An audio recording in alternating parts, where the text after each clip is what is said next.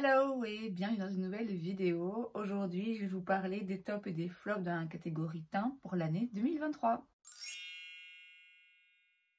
On en est donc à la quatrième et dernière partie de cette série de vidéos dans lesquelles je reprends en fait tous les produits que j'ai mentionnés dans mes vidéos top et flop à la fin de chaque mois. Donc j'ai fait la partie skincare, la partie lèvres, la partie pour les yeux et maintenant on arrive au teint. Et comme d'habitude, on va commencer avec les flops, ce qui nous permettra de terminer sur une note positive. Je vais essayer de le faire un peu dans l'ordre d'application. Donc pour les flops, j'ai tout d'abord The Perfector Poreless Blur Primer de chez Catrice. Alors il peut fonctionner si on en utilise très peu et ça dépend de quel fond de teint on l'utilise, mais moi il pile, il fait plein de petits morceaux et il est il assèche en fait, enfin il est vraiment pas, c'est pas un primer que j'ai apprécié. Je vais passer un peu vite sur chaque produit parce que comme j'ai dit, je les ai déjà mentionnés dans d'autres vidéos et il y en a quand même pas mal. Il y a notamment pas mal de tops du coup pour éviter que ça dure une heure.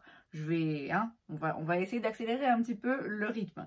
J'ai le fond de teint RCMA, je sais même pas s'il a un nom, il est juste marqué RCMA Foundation dans la teinte N210 que j'avais acheté sur les recommandations de Tati Westbrook qui d'habitude a des recommandations qui marchent du tonnerre pour moi et là vraiment la déception. Je l'ai encore utilisé il n'y a pas longtemps et ouais, je me suis dit de nouveau ouais, vraiment pas ouf.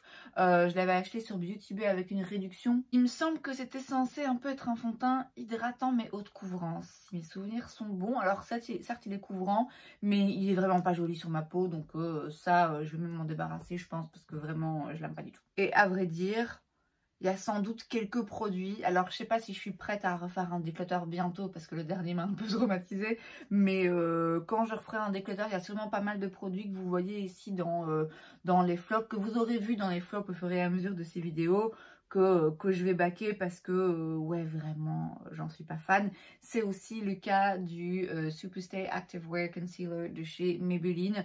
Alors il est intéressant parce qu'il est très léger en texture et il camoufle un petit peu quand même, et comme il est très léger, c'est pas un anti-cerne épais qui va faire qui va vite aller dans les plis et qui va se voir. Il est assez indétectable. C'est ça le mot, je sais plus parler. Donc ouais, il se voit pas, mais du coup, il fait pas grand chose non plus, vous voyez, et il peut assécher un petit peu, ouais, vraiment pas fan non plus. Un gros flop, et alors, bon, non seulement c'est un flop où vraiment j'ai l'impression que ça peut pas marcher. Un fond de teint, un anti-cerne, un primer, je peux encore, en les combinant, trouver des façons de le faire fonctionner. Mais alors, ce produit, la couleur est juste complètement à côté de la plaque et en plus c'était un gros flop pour moi parce que c'est vraiment une grosse déception. C'est le Cream Bronzer de chez Moira dans la teinte Stay Golden.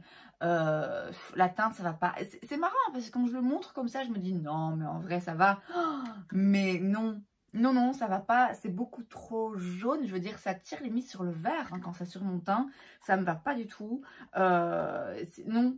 Alors la formulation en soi, j'ai rien contre, mais j'ai utilisé une fois seulement et j'ai dit non, ça marchera jamais. Et j'étais très déçue parce que j'adore la marque Moira, il y a beaucoup de produits de cette marque qui se sont retrouvés dans mes tops cette année, mais ça c'est un loupé complet. Autre loupé dont je vais me débarrasser sans trop tarder, c'est le Magic Shaper Contour and Glow Stick de chez Catrice. Donc d'un côté vous avez un contour bronzer et de l'autre un highlighter en stick.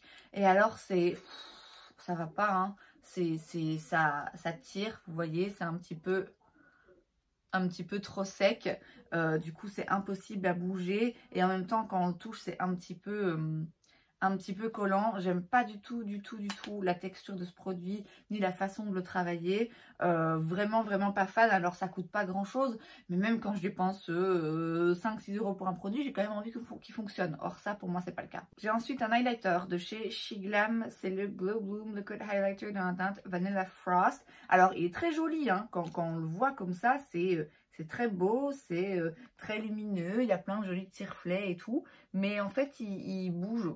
Il fait bouger ce que j'ai en dessous et puis finalement quand on travaille dans le teint, il n'y a plus grand chose. Donc ça ne m'étonne pas plus que ça parce que les highlighters liquides de manière générale, je trouve ça compliqué à trouver quelque chose de correct. Ceci dit, j'en ai un dans mes tops que je vais vous montrer juste après. Shiglam de manière générale, c'est vraiment, ça passe ou ça casse, quoi. Il y a vraiment des produits dans la marque que j'adore, que je trouve incroyables. Les blushs liquides sont absolument fantastiques, mais ça, pour le coup, c'est un loupé. Autre highlighter, autre loupé, c'est le Baked Face Highlighter d'un teinte Glitter de chez Kiko. Alors, bon... J'ai certes pas pris le genre de teinte que de base je porte très souvent et que je préfère porter, c'est sûr, c'est pas ce qui me va le mieux, mais j'ai eu envie de changer et puis il était en réduction, donc c'est aussi ça un petit peu qui m'a poussé à prendre celui-là. Mais non, c'est pas du tout joli, c'est un petit peu foncé finalement alors qu'on dirait pas. Les paillettes sont pas fines, sont pas jolies, enfin non, c'est vraiment pour moi pas un joli produit. C'est pas un produit qui m'a donné envie de creuser chez Kiko, très franchement. Et enfin, dernier flop pour lequel je vais me raviser et je vais le retirer de la catégorie flop finalement, c'est la palette Obsessions Mini Face Palette dans la teinte Light Glow de chez Huda Beauty. Alors je l'avais mis dans les flops parce que donc j'utilisais cette teinte qui était un petit peu plus claire et je me disais ouais bon pas ouf, finalement pas si lumineux que ça, voilà, il y avait cette teinte aussi où il y avait des reflets qui me plaisaient pas tellement, donc voilà, et je l'avais mis en flop. C'était aussi un flop pour moi-même parce que cette palette, elle m'avait jamais vraiment intéressée. Je l'avais achetée un petit peu sur un coup de tête quand j'étais en Inde parce qu'elle était, il y avait plein de réductions sur la marque, donc c'était un petit peu l'occasion. Mais c'est vrai que je m'étais dit, ouais, achat inutile et finalement pas dingue. Aujourd'hui, je la retire de mes flops, très franchement, parce que l'été, j'ai beaucoup utilisé cette teinte qui a l'air beaucoup trop foncé, mais l'été j'étais quand même très bronzée et en fait je l'ai trouvé vraiment très jolie. Je trouvais que ça donnait un très joli glow, vous verrez pas grand chose mais un très joli glow qui était discret tout en étant lumineux, qui se fondait bien en fait du fait que justement ce soit un petit peu plus foncé que ce que j'utilise d'habitude. Je l'ai carrément emporté avec moi à un moment donné quand je suis partie quelques jours en vacances en France avec Sandrine, donc c'est bien la preuve que finalement j'ai bien aimé cette palette. Mais enfin voilà, je dois la mentionner parce que à un moment effectivement elle s'est retrouvée dans mes flops. Et alors j'ai un dernier flop mais je l'ai plus, enfin je l'ai mais il est dans une boîte quelque part, dans une autre pièce difficile d'accès pour le moment. C'est la poudre Sigma, je vous en trouverai une photo. Alors cette poudre a de très belles revues et pour l'avoir touchée, avoir senti la texture, c'est vrai qu'elle a l'air vraiment incroyable. Mais moi en fait j'ai pris une teinte qui était beaucoup trop foncée. Je sais pas si je me suis trompée. Je sais pas si c'est parce que c'était celle-là qui était en réduction et je me suis dit ouais bon ça va fonctionner. C'était pas la plus claire, c'est la deuxième plus claire. Dans ma tête je m'étais dit ça ira quand même. Et je l'ai utilisée quand j'étais hyper bronzée en me disant là ça va passer tranquille. Non, c'était orange, ça fonce en fait, elle fonce vraiment quand elle touche les produits sur le teint, donc c'était atroce. Alors le produit, je pense pas qu'il soit un flop, mais cette teinte là pour moi c'était un flop et c'est pour ça que je vous en parle aujourd'hui. Avant de passer au top du top, j'ai ici deux produits qui s'étaient retrouvés un petit peu entre les deux, qui sont pas vraiment des flops, mais je les avais quand même mis un peu dans cette catégorie. Bref, je m'explique. On commence par le fond de teint de chez Revlon, le Color Stay, que j'ai dans deux teintes, que j'ai bien aimé. Franchement, j'aurais pu le mettre dans mes tops parce que c'est un produit que j'ai pas mal utilisé et que j'ai vraiment bien aimé, que je trouve vraiment pas mal, surtout par rapport au prix auquel vous pouvez l'avoir. La raison pour laquelle je l'avais mis dans mes flops, c'est parce que moi je m'étais fait avoir, clairement j'avais payé trop cher, j'avais payé 20 € le fond de teint chez Monoprix et je me suis précipitée en fait. Je l'ai vu en magasin, je me suis dit cool, c'est l'occasion, en vrai je pense qu'on peut le trouver pour moins de 10 €. Donc le flop pour le coup c'est sur ma propre personne. Ce fond de teint il est vraiment très bien, au prix de 10 €, nickel, au prix de 20 €, je trouve que ça commence à faire un peu cher. Et j'ai aussi la poudre libre de chez Laura Mercier, mais celle-ci c'est la Ultra Blur, qui est pas du tout un flop, qui est une très belle poudre, mais c'était un petit peu tombé dans la catégorie flop, en tout cas déception, parce que pour l'avoir comparée à la poudre Laura Mercier originale, j'ai pas vraiment vu de différence très franchement, donc c'est pour ça que c'était un flop. Alors je vais l'utiliser, je la trouve très belle et parfois je l'utilise parce que je l'ai, mais si vous avez la Laura Mercier classique, celle-là il n'y a pas besoin parce que franchement c'est quasiment la même chose.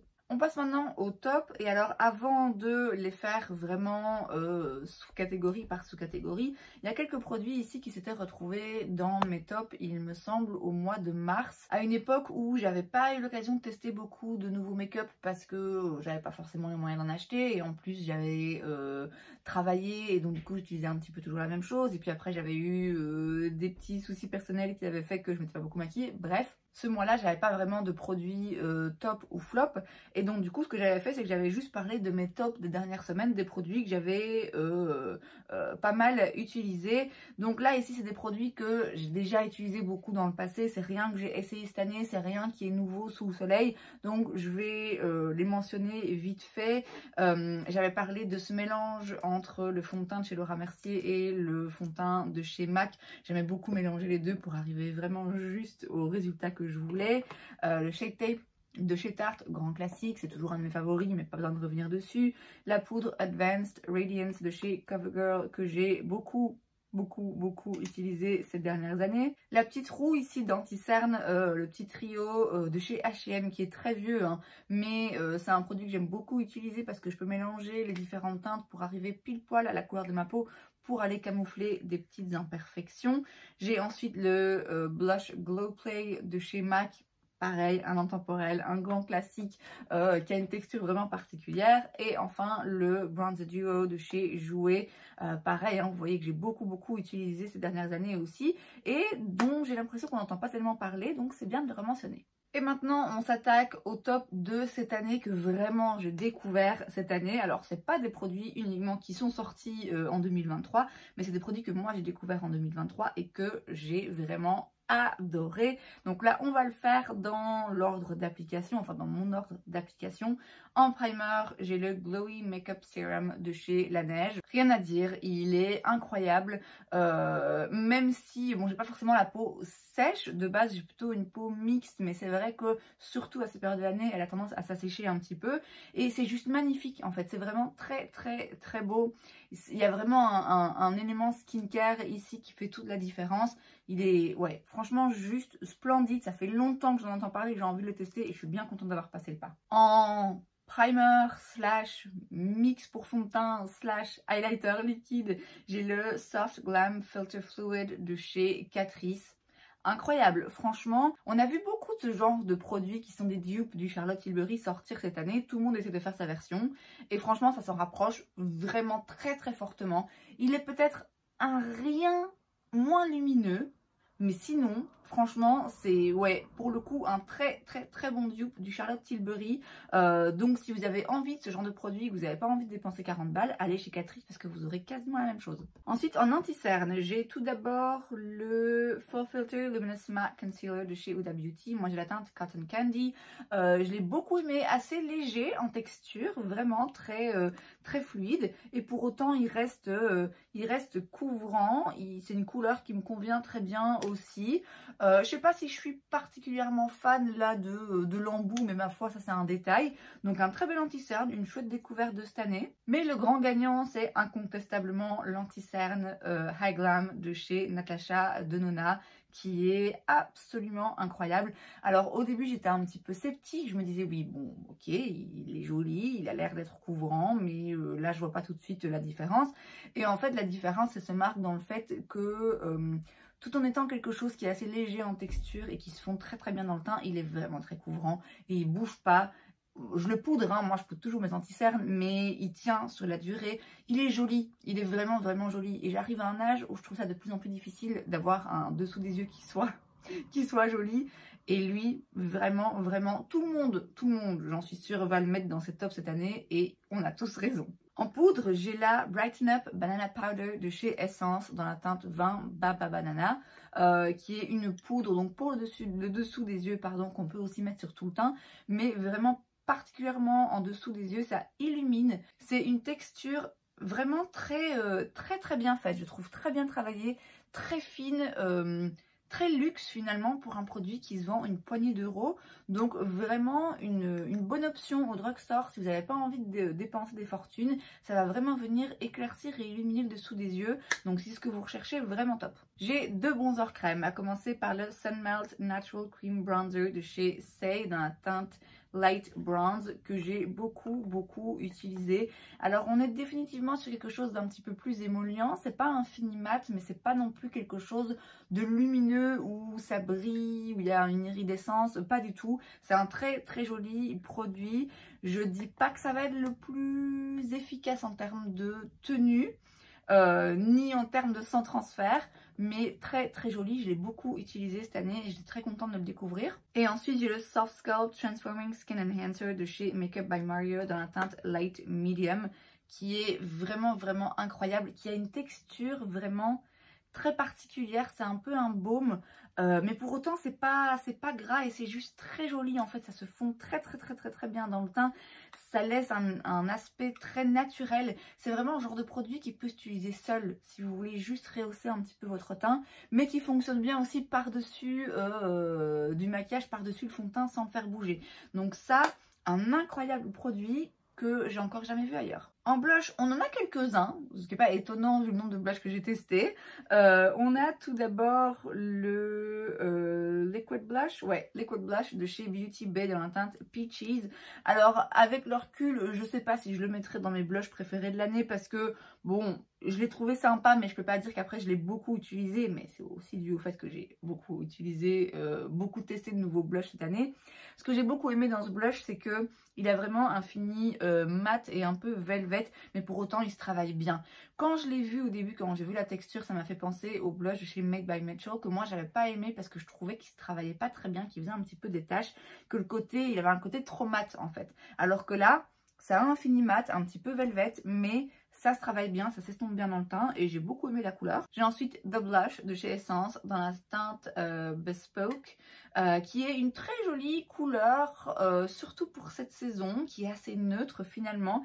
Alors il est très légèrement lumineux, c'est pas un mat qui tombe à plat, mais c'est pas non plus un truc où il y a vraiment de nouveau des paillettes ou un aspect très brillant. C'est juste, voilà, encore une fois, quelque chose d'assez naturel et encore une fois pour une poignée d'euros. Autre blush que je trouve très naturel et très joli, pas pour une poignée d'euros cette fois-ci, c'est le Beach Please de chez Tower 28 dans la teinte Magic Hour. Alors d'une part j'aime beaucoup la teinte parce que de nouveau on est sur quelque chose d'assez neutre qui peut aller avec pas mal de choses. J'aime beaucoup aussi la formulation. Alors tout comme le bronzer de chez Say, c'est un petit peu émollient et clairement ça va pas être le truc qui va tenir le plus longtemps, ça va pas être le truc qui va être sans transfert, mais il est très joli. Il est vraiment très joli, il est très agréable à travailler et à porter je trouve. Voilà, c'est une texture qu'on sent sur la peau, un petit peu plus que d'autres qui sont plus légers, mais moi je le trouve très beau et je suis assez fan et j'étais contente de le découvrir enfin. Et enfin un autre blush poudre, cette fois-ci c'est le Soulman Sunlight Love Blusher de chez Holland's Eye que j'ai dans la teinte Warm Sun. Alors bon, j'aime bien la formulation, après je sais pas si c'est une formulation incroyable, c'est un blush poudre, il fonctionne, il est pigmenté tout en étant facile à travailler. Bon voilà, après j'ai rien de dingue à dire particulièrement sur la formulation, mais c'est la couleur que j'ai beaucoup aimé parce que c'est un vrai orange, mais qui n'est pas non plus trop orange. Ça n'a aucun sens ce que je raconte, mais moi je me comprends. Et c'était vraiment le genre de teinte que je cherchais et que j'ai pas encore réussi à trouver ailleurs. Donc vraiment très contente de ce blush. Et enfin pour les highlighters, j'en ai 3 avec des finis, des textures différentes et des prix différents aussi. On commence par le Make Me Glow Baked Highlighter de Essence dans la teinte It's Glow Time qui est alors très naturel mais vraiment très joli. Quand je dis que c'est naturel, ça veut pas dire non plus que du coup c'est invisible et que ça se voit pas, mais ça donne juste un glow qui est lumineux mais qui donne vraiment l'impression que c'est votre peau quoi. C'est juste vous qui avez la peau rayonnante. Il est vraiment très beau et pour le coup il coûte vraiment pas grand chose. Ensuite chez Kaja j'ai le Bouncy Blendable Highlighter que j'ai dans la teinte Toy Alien. Je l'ai trouvé sur Yes Style. Ici c'est une texture vraiment particulière. C'est une espèce de... c'est comme un petit peu un coussin, comme ça, c'est pas vraiment une crème, mais c'est pas vraiment une poudre non plus. Et alors là, on est sur quelque chose d'un petit peu plus lumineux. En fonction de la façon dont vous l'utilisez, il peut définitivement être plus intense que celui de chez Essence que je viens de vous montrer. Mais c'est pas non plus un truc complètement aveuglant, avec des paillettes, qui est un peu trop lumineux, trop brillant. Il est, encore une fois, vraiment très joli. Et enfin, j'ai le Hollywood Beauty Light Wand de chez Charlotte Tilbury dans la teinte Spotlight. C'est pas une nouveauté de cette année, hein, clairement, tout le monde en parle depuis bien longtemps, mais moi j'ai attendu cette année pour le tester et j'en suis bien contente. Donc là on est sur un liquide et là on est sur quelque chose de beaucoup plus intense pour le coup. Clairement c'est pas pour les timides, encore que ça se fond tellement bien dans le teint qu'il y aurait moyen d'en faire quelque chose d'un petit peu plus discret si c'est vraiment ce que vous recherchez. Mais globalement, je dirais que si vous voulez quelque chose du plus naturel possible, ce sera Essence.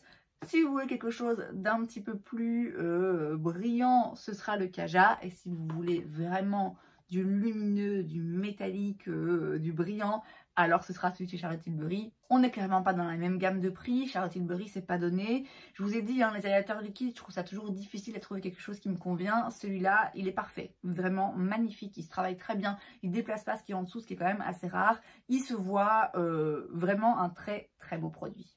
Et écoutez, c'en est tout pour les top et flop dans la catégorie teint. Et pour les top et flop de manière générale, là j'ai couvert toutes les catégories. Je referai sans doute prochainement une vidéo où j'utilise certains des flops que j'ai mentionnés et une autre où j'utilise le maquillage que j'ai préféré cette année, donc mes tops. Comme ça, vous verrez certains de ces produits en action. Et c'est donc tout pour cette vidéo, j'espère que ça vous a plu. Si c'est le cas, n'hésitez pas à laisser un like. Vous pouvez aussi vous abonner à ma chaîne parce que c'est gratuit, donc pourquoi pas. Et moi, je vous vois la prochaine fois. Bye!